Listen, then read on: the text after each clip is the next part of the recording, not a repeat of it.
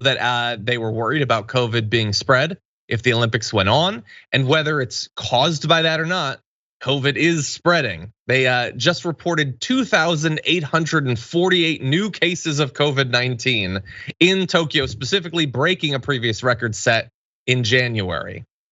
And so that, to put it in perspective, that is right around or slightly higher than what we have in LA County. And I think of it as being really bad in LA County. And there, they only have about 25.5% of the country's population being vaccinated. 36% have had one dose. So it kind of feels like a little bit of the predictions are coming true. Although again, we can't say to what extent the Olympics specifically is responsible for it, Jason.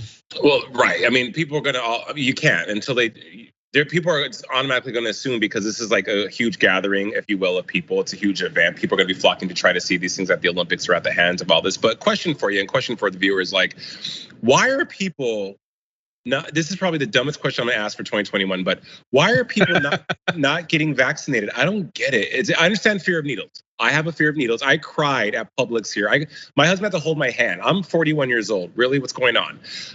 But why are people not? Well, so obviously it's complex even in the US, but in a lot of these other countries, they can't get enough of them. Like countries like the US and other wealthy countries are the ones who have the pads, they're producing it and they're buying up international supplies. So I can't say for sure. It's possible there's some anti-vax sentiment in Japan that I don't know about, but in a lot of these countries, it's just not available. Like I saw a report, Namibia has had one dose, according to a report that I saw so far. And there's tons of people that would love to have it. They just literally can't get it. It's not available. And remember, there was this push to get a patent waiver for international production of the vaccine.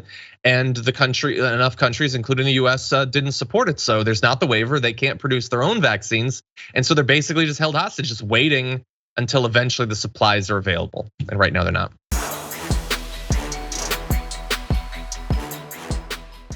Check out the Damage Report podcast each day, wherever you get your podcasts, whether Pocket Casts or Stitcher or iTunes.